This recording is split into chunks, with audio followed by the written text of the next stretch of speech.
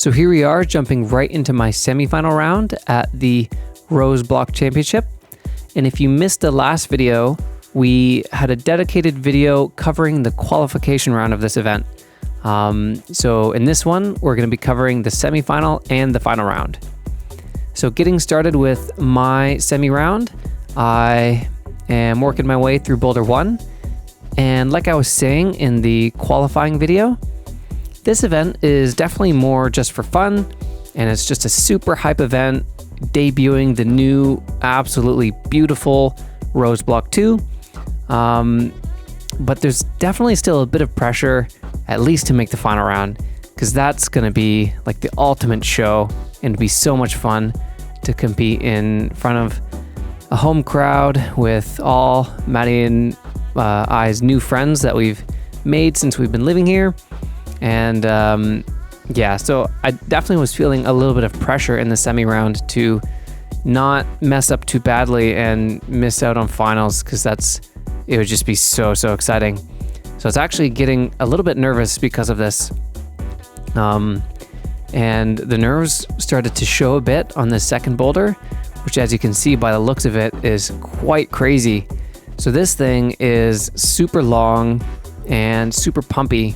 And if you are at all nervous on a boulder like this, you end up climbing quite tensely and using more energy than you should, which results in shaky climbing and getting super pumped out.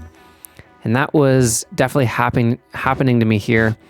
By the time I'm at the zone and this next hold, I can feel like some serious pump is kicking in.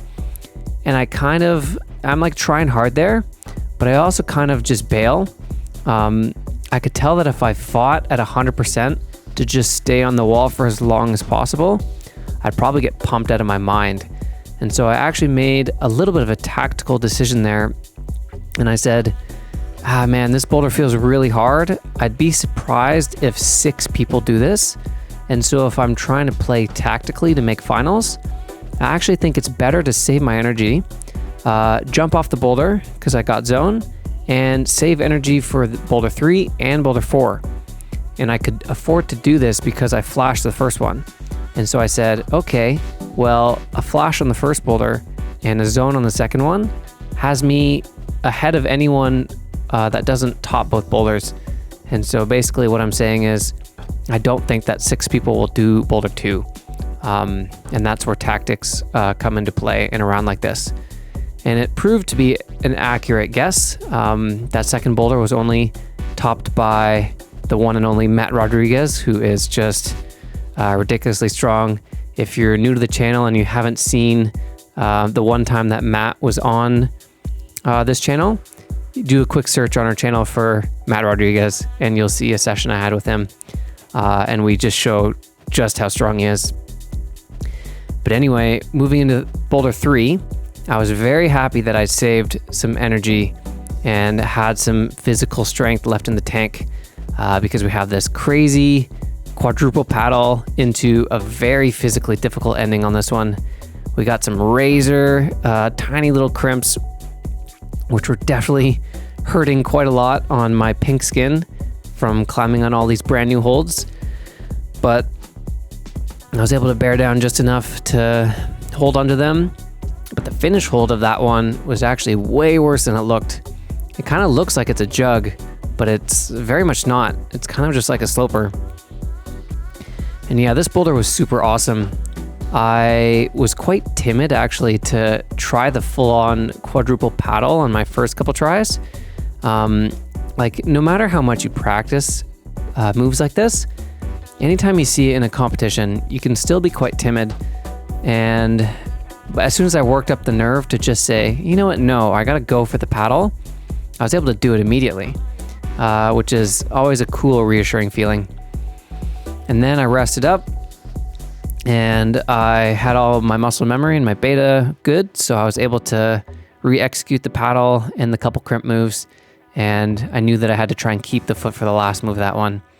And so I felt pretty satisfied to get that boulder done. I could tell it was a good send and a really hard one. And that boulder ended up only getting done by me and Matt, so that was pretty cool. And then we turn around and see this last boulder in the semifinal round. What am I looking at here? This is some crazy stuff. So we have some fully no-tex holds. So these shiny black things are completely slippery. And we also have like no footholds on the wall. So when we get into this first undercling, we have to work over to this no-tex undercling and smear on the wall and do kind of like a pretty powerful move out to zone actually. This slab was really interesting for the fact that it actually wasn't really bouncy whatsoever, except for when we get to the last move. It's actually very much a power slab on no-tex holds at that. So a very interesting boulder and just really speaks to the creativity of the sets throughout the whole event actually. And yeah, a little tip for anyone who doesn't have good practice with the no-tex holds. You actually want a bit of sweat on your hands when you're grabbing these things, and that helps you stick better. And if your hands are too chalky, you actually won't stick super well on them. But anyway, I ended up finishing in second in the semifinal round with 3 tops behind Matt, who only fell once. And we'll move into the finals later, but for now, let's check out Maddie's semi round. All right, so let's jump right into my semifinal round. So right away, I turn around. I know it's going to be a slab first because we're starting on the right side of the wall. And I look at this beautiful boulder. These are my favorite holds in the world. I think they're called the Ghosts by 360, I believe. And yeah, they are dual text / friction. So you can't really see very well where the two sides are. But right away when I looked at this boulder, it was super complicated and big and pretty. The movement was very reminiscent of World Cups. Even this like wall with like the slab into like a gentle angle is, I feel like I've seen it in Meiringen in Switzerland or something like that. It was an absolute pleasure climbing on this boulder. I actually went and thanked the setter of this boulder afterwards because this needs to be set all the time. This is like, if I am climbing on this every week, I will send every slab in a World Cup qualifying and semifinal round because this was absolutely reminiscent of a World Cup semifinal boulder. That said, it got 1 zone out of the entire group of athletes, and we had some quite good athletes in our round. Of also, obviously including myself. I did not zone this boulder. It's actually quite a difficult sequence. The left foot, the huge left circle I have to put my foot on, is really shallow. It's almost nothing to step on. There's not much of like a horizontal side. And it's quite hard to trust. But because this is a brand new climbing gym, this hold is also brand new. And so it's got a lot more friction than I thought. So there's one attempt where I actually put my foot on it and I somehow am able to just balance straight up on this foot. And I believe it's this attempt coming up right here. So I did this and I was in complete shock. I was like, I did not plan on doing this. I have no idea how my foot is still sticking on here. In hindsight, this was the only attempt that I could have gotten the zone on. My foot slips as I tried to do I tried to put my right foot through and cross through. I should have just tried to match the terrible sloper foot, but I just still didn't trust it, even though my foot was staying there. So we ran out of time, no zone, but based on the field, and this is something I do a lot in domestic competitions, kind of size up the field because I've been climbing in Canada for almost 10 years and I know my field very well. So based on the field, I was fairly confident that I would not need to even zone that boulder to make the final round. So I was totally okay with not zoning that and I was moving on to boulder 2. Because of course there are 3 more boulders to go. So of course you can't make a final round with just 1 boulder. Of course, not with just boulder 1. So we are now moving on to boulder 2. This is I want to say the hardest boulder in the round. I got no tops and very few zones. And you can see I'm grabbing the zone here on my 3rd attempt. At this point, I'm psyched to just have the zone. It's good to put something on your scorecard. And again, I can tell based on how hard it is to get to this zone, I know that this is probably just really good news in terms of my qualification for the final. So I'm happy to have the zone. I'm still working my way up, but at this point, it's very hard, very technical, lots of moves. I bust up to a big left hand up above. I hit this and I fall. Now I'm super pumped, and I make the decision with about 2.5 minutes left on the clock to just stop there. Take one last look at the boulder and call it, give myself a little bit of extra rest for boulder 3. So boulder 3, now it's like, okay, I have one zone, there's 2 boulders left, I need something on my scorecard. So this one, I looked at it and I thought, yeah, this is the one. So it's a little gentle little paddle at the beginning. It's good hold, but it's kind of a bad zone to finish on. It's like a flat hold that you finish on. So it's hard to like hold the entire, the end position, but I managed to do it on my first try. And then you've got this toe hook way out there. So you kind of have to like come down a little bit to sneak your left foot over. And then once you've got this toe hook, it's right into like powerful sequencing. So I went for the purple. I think they probably wanted you to bust up to that far left one first. I opted to bump over to it because the purple just seemed closer. And then as soon as I'm into this undercling, I'm like, yeah, I'm good. I got this. Grab the zone or grab the final hold, and I secured my spot in finals. I kind of knew it because you can tell what's going on around you based on what you can hear. And the girl right before me also was not topping this boulder or any of the previous 3. So super confident that that was good enough for finals. I debated not doing the 4th boulder. My skin is very bad. One boulder could make me bleed. One attempt on one boulder could make me bleed at any point. So I was playing it very safe in qualies, playing it safe in the most part of this semi as well. But I was intrigued by this boulder, so I did want to try it. My skin was pretty good. I didn't lose very much at all in the quali or the semi so far. So I was giving it a shot. I wasn't 100% sure if the blue hold that we're going to bust out to on the right there was completely dual text. As it turns out, I'm going to launch for it in a couple of attempts, but it is mostly dual text. It's like you keep going. It's a jug, but as you keep going in, it's still dual text, and then finally, kind of towards the base near the wall is a little bit of texture. So it's not that bad, but you do really have to like launch and hit it correctly. There's no like holding it and taking the swing. You got to really have a firm grip of it. But overall, like all 4 of these boulders that I've gotten on now are super World Cup level. I was very impressed. I was happy to be climbing them and just getting some experience on these boulders, especially like having them in my home gym. Like I am elated that these are the boulders that they put on the semifinal round. It couldn't have been better set in my opinion. Obviously, some people might disagree. I think there are a bunch of no zones down at the lower in the field, which never feels good, but based on how hard the boulders are, I don't think anyone should feel bad about it however they do on these boulders. These are very hard. You know, like I do World Cups for a living and I got 1 top out of this round. So very impressive to get any zones in this round. And the style alone was very tricky and uncomfortable. So yeah, super reminiscent of World Cups. And this boulder, like I'm trying, but I know I don't need it. So I'm trying maybe like 80%. I kind of wish I either went 100% or 0%. Like I kind of was in the middle. So I didn't end up securing this blue hold. But again, it did not end up mattering. And I qualified for the final in 2nd place, same as Zach.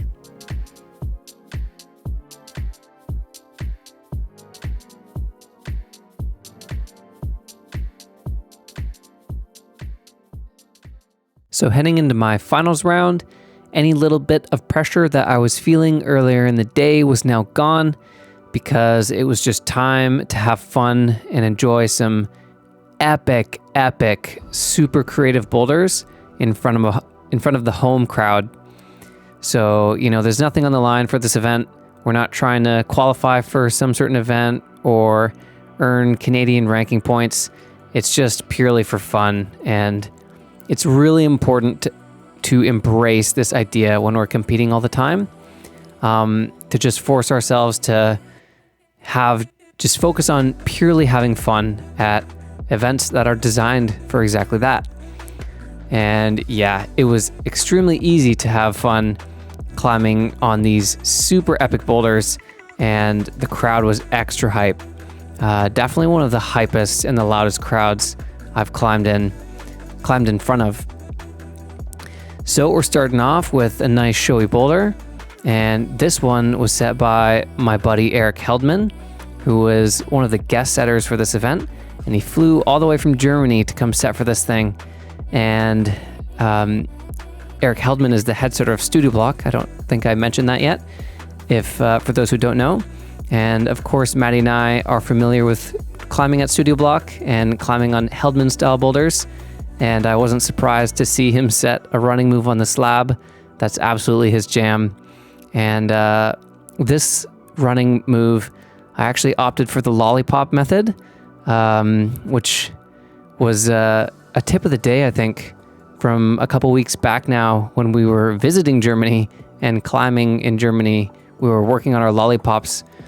And so it's funny that the German setter of this boulder ends up putting up a boulder that I am lollipopping on. And for those who missed that video, the lollipop move I'm referring to is when I double bounce on my left leg like that. I'm kind of lollipopping off my left leg. That's the term that we're using for this move these days. But yeah, I think there were a couple other ways to do that middle sequence as well, like crossing your feet through, but I liked the double leg jump. And yeah, it took me quite a while to nail down the last move of that one. The last hold was like really slopey and hard to position yourself perfectly. But anyway, we're moving into a boulder that is a very contrasting style from that one, and you just get to burrow your way through this thing. So I had a lot of fun climbing on this boulder. Definitely really my style. I felt super at home. And what's extra fun for this finals round is I was feeling quite strong. And that's exactly what you want to be feeling on a boulder like this. It was long and powerful and like some really nasty crimps at the end, which were really hurting the pink skin, similar to the semifinal boulder 3. But yeah, that was a really fun boulder to get a send of, and one of my favorite from the event too. It's nice to have like classic power boulders that are also fun and creative set in competitions these days. So heading into boulder 3, I was definitely the most nervous, you could say, about this boulder. I really had no idea what to do on this thing, and I liked my chances on boulder 1 and boulder 2, but I knew that it was gonna take some on the wall reading to try and figure out boulder 3. And you can see I'm not off to much of a good start with my first attempt. But yeah, it is kind of confusing. We didn't know if we were meant to go to zone and be keeping our feet on the wall at the same time, or if it was a jump move. We couldn't tell if we were supposed to press underneath this middle of the big 3 purples, or kind of go up right hand to the biggest one and then match it. I end up finding a sequence that works best for me, where I'm kind of like undercling pressing on the middle sloper, which just feels like not intuitive and has me second guessing myself. And I was also just taking too long to find a good body position. I was tiring out a lot of my muscles, and I felt like I was losing stability in this really tenuous position. So yeah, my lack of like a good read on this boulder was definitely making it hard.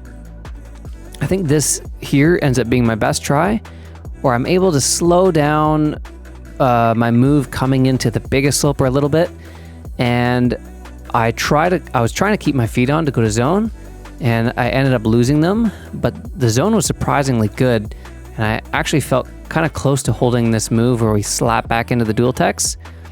And so anyway, I actually felt like I could maybe execute the move like this, but I think I didn't rest enough a little bit, actually. I tried to hedge my bets and save enough time for one more try, but yeah, it's always usually not a good tactic to do this, and I'm feeling a bit of rust as this season carries on, and I'm making these kind of tactical mistakes. So this boulder was honestly a good reminder for me to really start practicing my tactics more as we're heading into Pan Ams, so I make better decisions on boulders. But yeah, anyway, that third boulder stopped me, and only Matt was able to do that third boulder. And so, yeah, going into this first boulder, I think he had actually locked the win in for himself. And so it was actually kind of nice. It took the little tiny bit of pressure to win off of the table, and I could just totally focus on having fun for this last boulder, which was very much what I wanted to do. This last boulder has got to be the most fun boulder I have ever done in a competition. Holy cow. So, of course, we just climbed on a similar move recently, actually, at Bloc, the full-on tornado paddle campus move. And man, did they nail it and have it. The setters set this crazy new next generation move, and they had it be doable in a 5-minute round in an actual competition like that. The setters set a perfect comp throughout this whole event, and then to top it off by setting like a brand new move that works and is executed the first time. World Cup setters aren't even able to do that all the time. So shout out to the setting crew for nailing it throughout the whole event for the men's and the women's boulders. And shout out to Matt for winning this event. That guy is so strong. I finished right behind him in second. And now let's jump into Maddie's final round and see how that went. All right, so straight into the final round for me. When it comes to final rounds in Canada, specifically in Montreal, it's very personal for me. I feel like Zach and I have a lot of friends, and just the community as a whole really supports us. And it adds a couple extra eyes on us at these events. So I feel like I take it a little bit harder than Zach does, or at least I think about it a little bit more. So when it comes to final rounds, I'm always extremely nervous, and I'm way more nervous than I am at World Cups when I'm at local Montreal or national competitions, because it is, I know all my competitors very well. I've grown up climbing with them. I know the setters. I know everyone, and they all know me. So it's a bit of a stressful situation for me, because I expect performance out of myself, but at the same time, it's only it's a fun comp. So I shouldn't. So this competition, I was really focusing on trying to separate the performance from having fun and try to just focus on the fun part. And it's hard to just say, I don't care about the result, because of course I do. But I think it was important to just have fun with it, because this is my last competition before my rest month, which means I'm going to not climb at all for 3 to 4 weeks after this. So I was perfectly set up to just let loose and have fun with it. I've had a great World Cup season, and one bad performance at a local comp at the very end of the season is not going to change that. And it was really hard for me to really internalize that, but I think I did a good job. Boulder 1, I was a little nervous for, because Babette went right before me and she flashed it, and she was the first person to flash it. And so I have to follow up a flash with hopefully another flash. And I did on the first boulder, but then she didn't get a top on the second. So this is where my fighting instinct came in, and I saw an opportunity to advance a little bit in the placements. Of course, I wasn't thinking about that too much when I got on the wall. I kind of think about it right before, as I'm walking up to the wall. And as soon as I turn around and look at the boulder, it's about the boulder. And that's exactly how I wanted it to be. So when we were sequencing this slab during preview, none of us are really sure how to maneuver over to where I'm trying to maneuver right now. We weren't sure if we could kind of span over with our feet, or if they were looking for a hop over. I think in the end, it was just a long step. But the real crux was the finish move. And this was a really, really cool move. This was maybe my favorite move of the women's final round. I'm on, my left foot is kind of a slopey foot, but it's really sloped. So you kind of have to have your heel down on it. So the zone is really high, and you have to step on the zone in order to get up to the finish hold. So the move is you have to go lean completely over the left and balance on the chip for a second, and then bring your foot up to the zone. And I was able to execute that real quick and get an awesome, really cool send of the slab.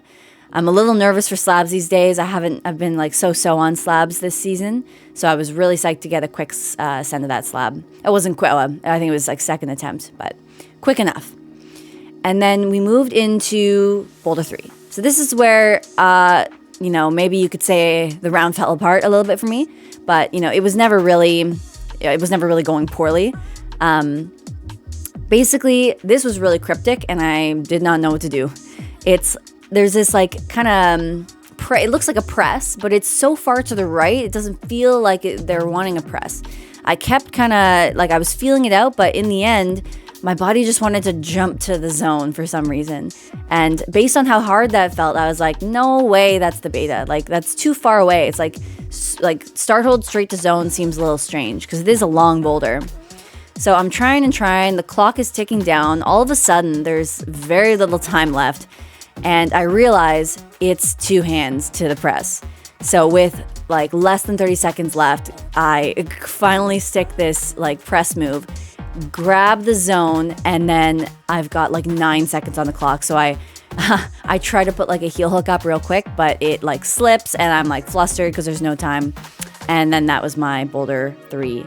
Now that one did get some sense from some other people. So I was now tied with Babette, I believe. And then I think Petra was still in the first place position. So I needed to send the 4th boulder in order to be 2nd or 1st place possibly. But it was a lâcher, and I am notoriously bad at lâchers, unfortunately.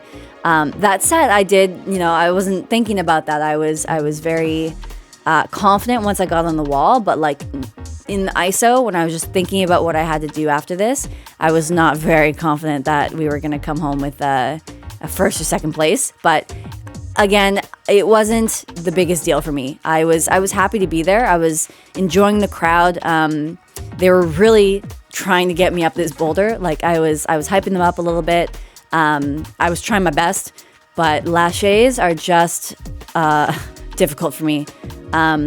Also, Zach was sending like the coolest boulder ever at this point, so the crowd was going crazy for him, and that was a little bit on the distracting side. If it was any other athlete, maybe it wouldn't be, but unfortunately, it was Zach, so I was fully aware of what was going on. So I believe this is one of my last attempts now. There were a couple close ones, but overall, I didn't really get a good grip on the zone hold, and I think this was my good one. I think I just didn't pull in hard enough with 2 hands once I like grabbed the first one. And I wasn't able to launch properly to the zone. So this was my hype up attempt. Crowd's going crazy for me right now. And yeah, I think my launch was good. And now looking at it back, I think my feet land a little too far to the right, which isn't good for the next move. But I'm using all my skin at this point. I'm actively bleeding. I'm actually like burying my hand in my chalk bag after every attempt in order to try to hide it from the judges. But like I said, I have 3 weeks off now, so I can have the bloodiest, most painful fingertips I want. Overall, like, great event. The semifinal was spectacular. The final was great. Qualies was crazy. All the boulders, like, displaying what these setters can do and what holds they have to work with, what walls they have to work with.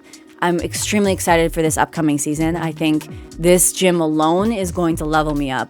So I'm really excited to finish my rest month and get back to training at the 2nd Rose Block location.